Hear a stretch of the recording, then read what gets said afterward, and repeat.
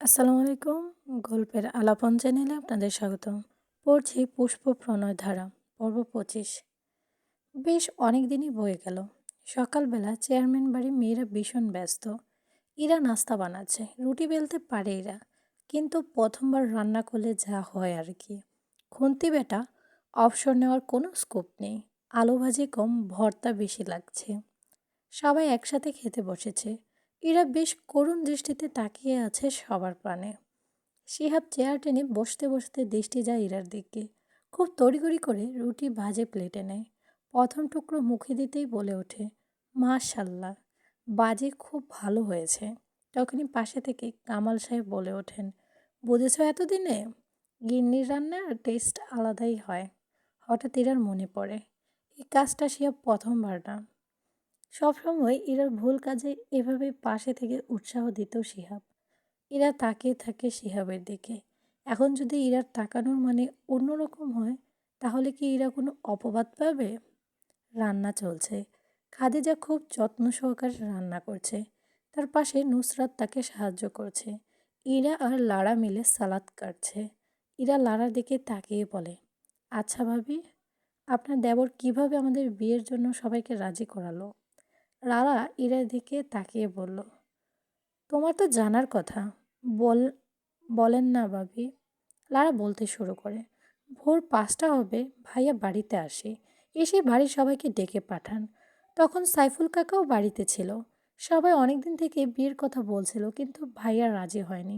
হঠাৎ ভাই আব্বার সামনে দাঁড়িয়ে বলে, আমি বিয়ে করতে চাই। সবাই খানিকটা অবাক হয়েছিল। আম্মা বারবার বলছিল, বিয়ে করবা ভালো কথা, হঠাৎ কেন? আর মেয়েকে? শিহাব ভাইয়ের উত্তর ছিল কিছুটা এরকম, যদি তার পরিচয় বলি, সে আলিম আমার মেয়েরা। তার এই পরিচয় শুধু বললে খুব ছোট শোনায়। আমি তাকে নিয়ে যদি বলি, আমি যার জন্য শ্বাস নেই, সে আমার রক্তের আত্মীয়, কিন্তু আত্মার এতটা কাছে যে আলাদা করা যায় না। আমি তাকে চাওয়ার সাহস করিনি, তার দিকে তাকানোরও সাহস হয়নি কখনো। শুধু এটুকু জানি, আমার রব যদি কোনোদিন আমাকে সম্পূর্ণ করে থাকেন, তবে এই সম্পূর্ণতার তৌফিক এসেছে তার মাধ্যমে। আমি ওকে চাইনি, চাওয়ার সাহসও হয়নি কখনো। কিন্তু আল্লাহ যেভাবে আমাকে তার ছায়ায় রেখেছে, সেখান থেকে সরে আসার সাহসও আমার হয়নি কখনো। আপনি আর প্রশ্ন করেন না বড়াব্বু, ও বড়াম্মু, আমি ওকে বিয়ে করতে চাই। কিছু সম্পর্ক বোঝার জন্য জ্ঞান লাগে না, লাগে শুধু ব্যথা। এরপর আর কিছু বলতে দেয়নি আব্বা। শিহাব ভাই সবসময় একা থাকতে চেয়েছেন, সবাইকে অনুরোধ করে রেখেছেন। এ বাড়িতে ইরা খানিক পর প্রশ্ন করলো, এমনটা কেন? লারা কিছু বলবে, তখনই ফাতেমা বেগমের ডাকে চলে যায়। রাত তখন ৮টা। এখন সে বেশ তাড়াতাড়ি বাড়ি ফিরে। ইরা টেবিলে বসে সিদ্ধান্ত নিতে পারছে না কোন বই পড়বে। শিহাব রুমে ঢুকে বেশ কিছুক্ষণ দাঁড়িয়ে থাকে। ইরা পাশে বসে সামনে একটা খাতা নেয়, আজকে কী পড়বে তার লিস্ট তৈরি করে দেয়। একটা পড়া দিয়ে গোসল করতে যায়। ফিরে এসে দেখে ইরা টেবিলে মাথা রেখে ঘুমিয়ে পড়েছে। শিহাব নিশ্চুপভাবে পাশে বসে আরেক পাশে মাথা রেখে শুয়ে পড়ে ইরার মুখোমুখি। ইচ্ছে করছে একটা গান গাইতে। তাহলে কি বয়সের খুব দোষ হবে? এভাবে জীবন কাটিয়ে দিতে চাওয়া কি বেশি চাওয়া হয়ে যাবে? হঠাৎ নিজেই ভাবে, সে কি বাচ্চাদের মতো ভাবছে? ৩০ বছরের তাগড়া যুবক সে। ভাবনাগুলো নিছকই বাচ্চামি। পরক্ষণে আবারও মনে পড়ে, একটু বাচ্চা হওয়াই যায়। মৃদু কণ্ঠে গেয়ে ওঠে, তোকে একার দেখার লুকিয়ে কি মজা, সে তো আমি ছাড়া কেউ জানে না, তোকে চাওয়ার পাওয়ার নয় রে সোজা, সে তো আমি ছাড়া কেউ জানে না। শিহাব এক দৃষ্টিতে তাকিয়ে থাকে। হঠাৎ নিজের গায়ে হাত দিয়ে মনে হয় জ্বর আসছে। উঠে বারান্দা যায়। এ তো ঝড় নয়। বাইরে তাকিয়ে দেখে ঝিরি ঝিরি বৃষ্টি। আবারও রুমে ফিরে আসে। মনে হয় একটু স্পর্শ করলে খুব বাড়াবাড়ি হবে। বলাই তো যেতে পারে, মশা। আর ও তো আমার বিবি, হালাল সম্পর্ক আমাদের। সব সময় কি আর নিজেকে বোঝানো যায়? কাপা হাতে ইরার গালে হাত রাখে। ইরা ঘুমের ঘরে হাতটা নিজের গালের নিচে নেয়, আবারও ঘুমিয়ে পড়ে। শিহাব টেবিলে মাথা রেখে তাকিয়ে থাকে। নির্নিমেষ হঠাৎ বলে ওঠে, আমার ইরাবতী, আমার নাফসি, আমার একমাত্র বিবি, আমার আমার রবের প্রতি শুক্রিয়া, আলহামদুলিল্লাহ। রাত ৩টায় ইরার ঘুম ভাঙে। এতদিনে শিহাবের সাথে উঠতে উঠতে এই সময় ঘুম ভেঙে যায়। চোখ খুলে চোখের সামনে শিহাবের মুখ। গালের নিচে হাতটার দিকে নজর যেতে আরও অবাক হয়। পাশে রাখা খাবারের দিকে দেখে যেমন ছিল এখনও তেমনই। লোকটা কি খায়নি? ইরা শিহাবের কাঁধে হাত রেখে ডাকে, চেয়ারম্যান সাহেব। শিহাব উঠে বসে, হাত নাড়াতে পারছে না। খানিক পর দুজন মিলে নামাজ শেষ করে ঘরের বাতাসে এক ধরনের নরম প্রশান্তি ছড়িয়ে যায়। দুজন পাশাপাশি বসে। শিহাব হাত তুলে মোনাজাত ধরল।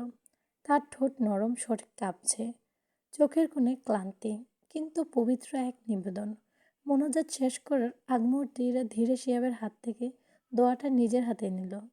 কেউ যেভাবে কেউ ঠোঁট ছুঁয়ে শেষ ফোঁটা পানি টেনে নেয়। শিহাব ইরার দিকে তাকিয়ে ঠোঁটে হালকা একটা হাসি ফুটল। কিছু বলল না, শুধু ইরার হাতটা দিকে তাকিয়ে সেই হাতটা দু দূর দিয়ে দুটো দিয়ে নিজের মুখটা স্পর্শ করে চুমু এঁকে দোয়া শেষ করলো। শব্দহীন সেই মুহূর্তই যেন বোঝা গেল কিছু ভালোবাসা উচ্চারণে নয়, বরং মোনাজাতের অন্তরালেও সম্পূর্ণ হয়। পরদিন বিকেলে ইরা আর সাবিহা পুকুর পাড়ে বসে গল্প করছে। তখন রেজাউল আসে, সালাম দেয়। ইরা সালামের জবাব দেয়। রেজাউল সাবিহাকে বলে, এই শালিকা, তোমাকে তোমার আপা খুঁজতেছে, যাও তাড়াতাড়ি। সাবিহা দৌড়ে বাড়ির দিকে চলে যায়। এরা উঠতে নেই তখনই সামনে হাত দিয়ে বাধা দেয় রেজাউল। এরা তাকায় রেজাউলের দিকে। লোকটা তাকানো কেমন যেন। রেজাউল ইরার দিকে তাকিয়ে বলে, আপনার হাসি, ওহ ভাবি, দেখলে মাথা ঘোরে। এ হাসি কিন্তু মানুষ সহ্য করতে পারে না। এরা হালকা হেসে বলে, আমার হাসি আমার হাসি বোঝার মতো আপনার মানসিকতা নেই বলেই আপনার মাথা ঘুরছে। আপনি বরং মেঘলাপুর হাসির দিকে তাকান, ভীষণ সরল হাসি ওনার, তখন মাথা ঘুরবে না, বলেই পাশ কাটিয়ে চলে যায়। রেজাউল ইরা যাওয়ার পানে তাকিয়ে বলে, বুঝলেন ভাবি, রাগ বেশি যেখানে সেখানেই থাকে এই রেজাউল। রাগী মানুষের চিৎকার নিশ্চয়ই খুব মজার হবে। বাঁকা হাসে সে। বাড়ির ভেতরে ঢোকার পথে ইরার কানে হঠাৎ গানের শব্দ আসে। কণ্ঠটা ভীষণ সুন্দর, ফোক সং। ইরা চালাঘরের সামনে যাওয়ার আগে মাথার ঘোমটাটা টেনে নাক পর্যন্ত আনে। দরজার সামনে দাঁড়াতেই দেখলো ৫-৬ জন ছেলে বসে আছে শিহাবের চারপাশে। সজল টেবিলের উপর হাতে কাঠে করাঘাত করছে, যার ফলে একটা সুন্দর মিউজিক টোন আনছে। শিহাব গাইছে, তার সাথে তার ছেলেগুলোও স্বর মেলাচ্ছে। তোমারে আমি গো কত ভালোবাসি গো, বোঝাবো কেমনে বোঝাবো, তোমারে না পেলে জানি আমি জানি গো, মরিব কালে মরিব, ওরে ভালোবেসে তাই দিও পরাণে গো, পাশে থেকো জীবনে মরণে। এরা অবাক। শিহাব ভাইয়ের কণ্ঠ ভীষণ সুন্দর, খানিকটা হতবাক, অনেকটাই হারিয়ে যায়। হঠাৎ শিহাব গিয়ে ওঠে, হট যা সামনে সে, তেরি ভাবি খারি হ্যাঁ, हट जा सामने से, मेरी अखियाँ लड़ी है। এই পর্বটা ভীষণ সুন্দর ছিল। এটা হচ্ছে পর্ব ২৬। তখন ছেলেগুলো সরে যায়। এরা মুখোমুখি শিহাব ইশারা দিতেই সবাই উঠে চলে যায়। সজল যাওয়ার আগে শিহাবকে ২-৪টা খোঁচা দিতে ভোলে না। এরা ধীর পায়ে ঢুকে পড়ে চালাঘরে। একটা বড় টেবিল, চারপাশে অনেকগুলো চেয়ার। ইরা একটা চেয়ার টেনে বসে। শিহাব ইরার দিকে তাকিয়ে বলে, কিছু বলবে? ইরা না বোধক মাথা নাড়ে। গান শুনবে? ইরা এবার বেশ উৎফুল্ল হয়ে বলে, হ্যাঁ। শিহাব মুচকি হাসে, গেয়ে ওঠে, तू ही अरमा तू ही सच है कह रही दीवानियत है मैंने दिल पे लिख चुका हूँ तू मेरा है तू मेरा है। রাতে ইরা পড়ছে। শিহাব রুমে আসে, পাশে চেয়ার টেনে বসে। বাড়ি যাবে? ইরা টেবিল থেকে তড়িঘড়ি উঠে বলে, না, আমি যেতে চাই না। শিহাব হেসে বলে, আমার শ্বশুর বাড়ি যাবে? ইরা আবারও না বলে, আমার নানু বাড়ি যাবে? আমার বিবিজান হয়ে। এবার ইরা আর কিছু বলে না। তুমি ঈশাদের কল ধরো না কেন? আমার কেউ নেই। সেদিনও কেউ ছিল না এই ইরার। শিহাব শান্ত স্বরে ইরার আরও পাশে বসে বলে, আমার তো মনে হয় আমার বেবি ম্যাচিওর। এখন কি টিনেজারের মতো করবে? আমি জানি প্রতিটা মানুষ আলাদা, তার সহ্য করার ক্ষমতাও আলাদা। কেউ অল্প কিছুতেই বছরের পর বছর কাঁদে, কেউ আবার পাহাড় সম দুঃখেও নির্বিকার থাকে। আমার জন্য যেটা কিছুই না, তোমার বয়সে সেটা পাহাড় সম। জানো, ভুলতে চাইলে সব ভোলা যায়, শুধু চেষ্টা করতে হয়। এরা ভীষণ রাগ হয়, কিন্তু প্রকাশ করে না। সেও প্রতিদিনের মতো ভাত মেখে ইরার সামনে রাখে, কিন্তু ইরা মুখ খোলে না। আমার ইরাবতী কিন্তু বেশ বড়ই হয়েছে।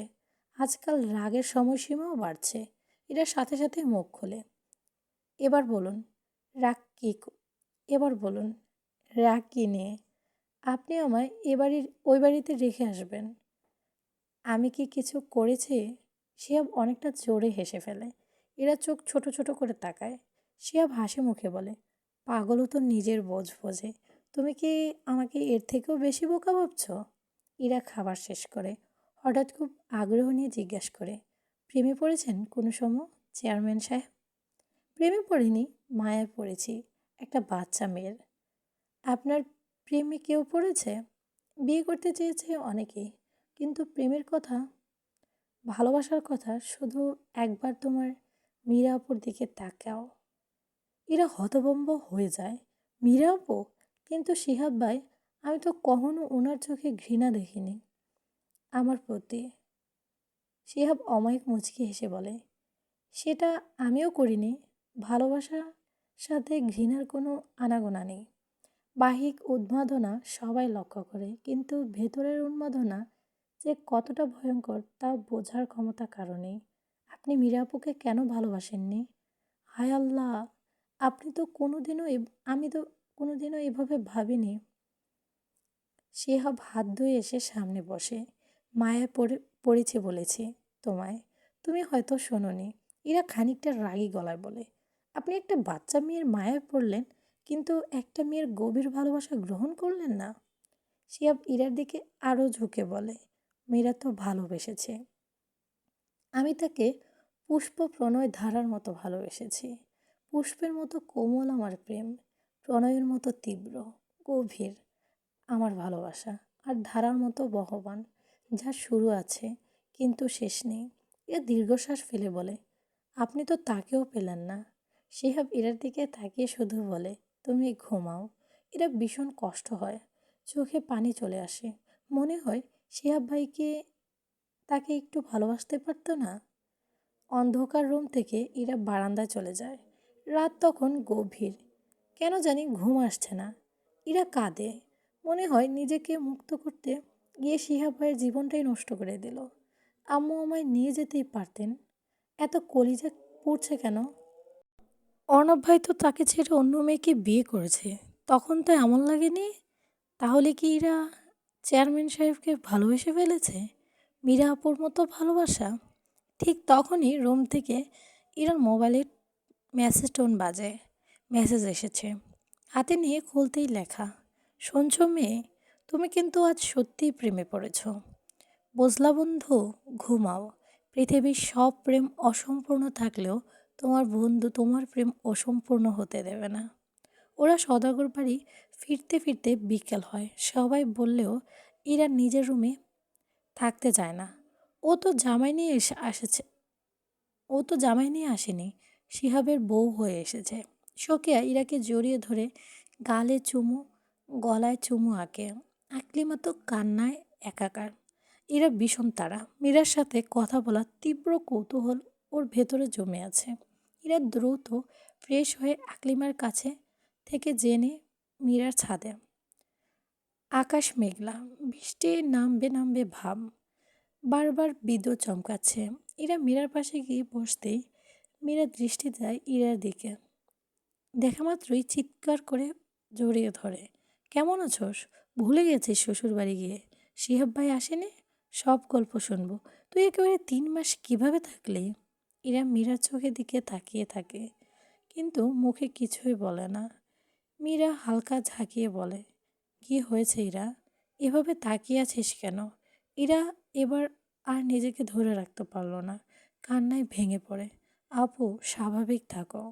মীরা একটু থেমে বলে, জানিস, ইশাদ ভাইয়ের বিয়ের সময় তোরা ছাদে গল্প করছিলি। আমি তখন শিহাব ভাইয়ের কাছে গেছিলাম, বলেছিলাম আমার কথা।